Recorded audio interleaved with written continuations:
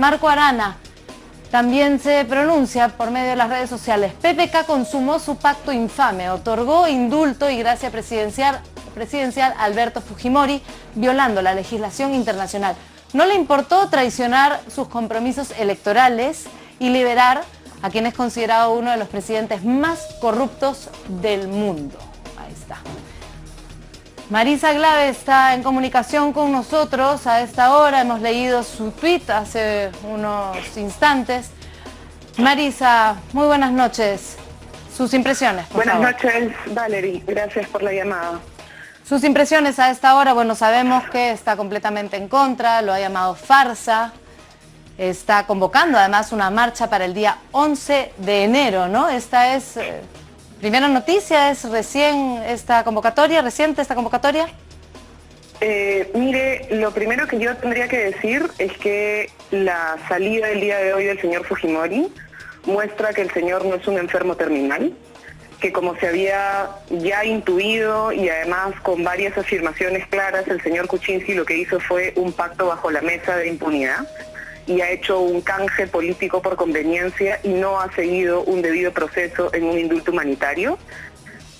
Que hay que decir además que la farsa que se termina de completar el día de hoy con esta salida del señor Fujimori a supuestamente reencontrarse con sus hijos no es más que un teatro que hace que se estén burlando de la memoria de los peruanos y en particular de la memoria de las víctimas, y que ahora toca que los distintos actores sociales y políticos que realmente creemos que en el Perú no podemos avanzar hacia ningún tipo de reconciliación en base de impunidad, nos organicemos y le digamos al señor Kuczynski que ha traicionado a la memoria del país y a la justicia.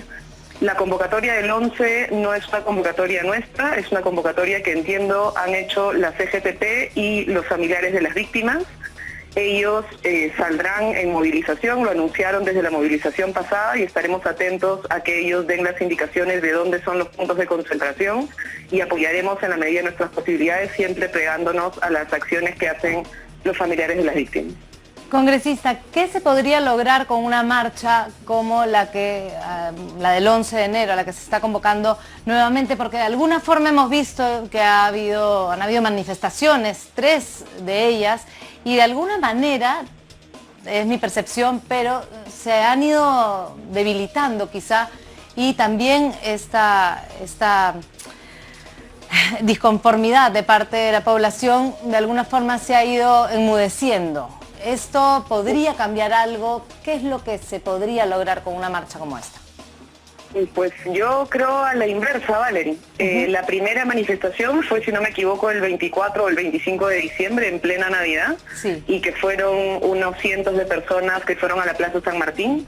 La siguiente manifestación la hemos visto hace relativamente poco y han sido casi 50.000 personas en las calles de Lima y además manifestaciones en Cusco, en Arequipa, en Piura, en Ayacucho, en Puno, es decir, en distintas regiones del país la gente ha salido a expresar su disconformidad. Y creo que la manifestación del día 11 que convocan los familiares de las víctimas va a tener aún más expresión de indignación porque la ciudadanía, hasta donde yo he aprendido en mi vida, tiende a reaccionar frente a la injusticia y frente a la impunidad. Creo además que las encuestas lo que han señalado es que si antes existía un acuerdo amplísimo, no sé si era un 70% de la población que creía que podía avanzar hacia un indulto humanitario, ese porcentaje ha bajado considerablemente, sobre todo porque va quedando claro que esto de humanitario no tiene nada, Valerie. Esto es un pacto bajo la mesa, político. Es un pacto de impunidad. Y un pacto de impunidad no puede ser puesto como un indulto humanitario. Es una vergüenza que la señora Arauz no solamente siga como primer ministro después de haber mentido impunemente a muchísimas personas en el país y haber declarado públicamente a la prensa que no existía ningún indulto bajo la mesa, sino que haya salido a declarar que la Corte Interamericana no puede actuar. Nosotros como país estamos bajo el mandato de la Corte Interamericana de Derechos Humanos. Y esa es de alguna forma la esperanza que se tiene. Perdóname. Perdón, Marisa, sí, esa es de alguna forma la esperanza que se tiene, que la Corte Interamericana se pronuncie y que revierta esta decisión de parte del presidente. La verdad es que la Corte Interamericana en más de una oportunidad ha ayudado a que ciudadanos peruanos logren tener justicia y que se pueda, por ejemplo, juzgar casos que antes habían quedado en impunidad. que revirtieran cosas como la asquerosa ley de amnistía que hubo para los responsables del Grupo Colina, o que, por ejemplo, algunos familiares, como los familiares de Pedro Wilca, puedan encontrar algún tipo de reparación en el Perú. Entonces, la Corte para toda América Latina ha significado una garantía de principios básicos de democracia. Y habrá que recordar que son precisamente los gobiernos autoritarios y los que están coludidos con corrupción y muchas veces con avance hacia dictaduras, los que han pretendido salirse del mandato de la Corte. Si lo que pretende la señora Arauz y el señor PPK es legitimar este indulto ilegal bajo la mesa, desconociendo el mandato de la Corte, pues simplemente están avanzando de rehenes del fujimorismo a pasar a ser simples cómplices del fujimorismo. Muy bien, congresista Glave, muchas gracias por esta comunicación. Una marcha entonces para el día 11 de enero, ha sido convocada por la CGTP en principio, y pues continúa entonces esta desazón, por supuesto, por la libertad de Alberto Fujimori. En línea, el congresista aprista Mauricio Mulder. Congresista, buenas noches. ¿Qué tal? Buenas noches. Sus impresiones, la reacción de parte de usted como congresista, que además... No me sorprende, este fue un indulto estrictamente político, a consecuencia de una negociación que hubo entre el señor Alberto Fujimori y el señor Pedro Pablo Kuczynski. Fujimori llamó él mismo, fue jefe de campaña del señor Kuczynski el día de la vacancia, el 21 de diciembre, y a través de un teléfono que le facilitaron en la DIROE, llamó constantemente al teléfono de su hijo Kenji, quien le pasaba el teléfono a distintos parlamentarios a lo largo de esa jornada. Así es. Eso se dio y se conoció, se sabía.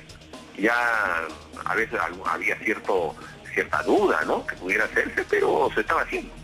Y cuando uno veía que hablaban así en secreto y todas las cosas, entonces uno tenía para sospechar esas circunstancias. De manera que no me sorprende, porque humanitario nada, de humanitario no tenía nada ese tema. Es básicamente por el semblante de Alberto Fujimori, el comentario que usted hace. ¿No se le veía enfermo según su punto de vista? Bueno, era claro que había una negociación. Todo aquel que me llamaba a mí para preguntarme cómo andaba el tema de los votos, yo siempre decía que está muy apretado porque hay varios. En ese momento pensábamos que iban a ser 5 o 6 los fujimoristas que se iban a descolgar, porque eran manifiestas sus opiniones que se daban en los corrillos de los pasos perdidos. Y por eso es que me da risa que Marisa Glave, por ejemplo, que representa al Grupo Nuevo Perú, a sabiendas de que la cosa estaba tan apretada, hayan terminado huyendo y no votando por una vacancia, porque si hubiesen votado por la vacancia, Fujimori no estaría libre. Eso queda absolutamente claro. ¿Queda alguna esperanza realmente en que esta decisión del indulto humanitario se revierta, cambie con la intervención de la Corte Interamericana de Derechos Humanos? No lo creo, en absoluto. La Corte Interamericana puede accionar cuando se trata de violación de derechos humanos contra ciudadanos de cualquiera de los países del sistema interamericano, con excepción de varios países como Estados Unidos y Canadá que no pertenecen. Y en este caso no podría decirse que hay una violación a un derecho humano. Ahora, pero no es un indulto humanitario, es un indulto que además, de alguna forma queda demostrado, ha sido un pacto político. Claro, pero los indultos políticos no están prohibidos, pues. El indulto... Pero bajo la figura de indulto humanitario tampoco es que se le da libertad a Alberto Fujimori, entonces hay algo... No, por eso, pues. El nombre del indulto es lo de menos. Ellos lo quieren disfrazar de indulto humanitario para decir que no ha habido pacto político. Es un indulto político, pero los indultos políticos no están prohibidos. Los indultos políticos son prerrogativa del presidente. O sea, lo que dice la Constitución es que el presidente puede indultar.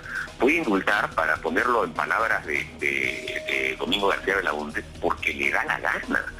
Es una prerrogativa. Claro, entonces, entendemos eso, pero si él señala que es un indulto humanitario por razones de salud, luego queda demostrado que la salud no está tan resquebrajada y finalmente hay este posible arreglo debajo de la mesa, con lo cual sería una jugada política, entonces eso no podría ser suficiente para la Corte para poder decidir que la... Eso sería una falta de delito contra la fe pública, pero la Corte Interamericana yo no creo que tenga vela en este entierro. Es más, A mí me parece que la Corte lo que hace ya últimamente es demasiada intromisión en términos políticos.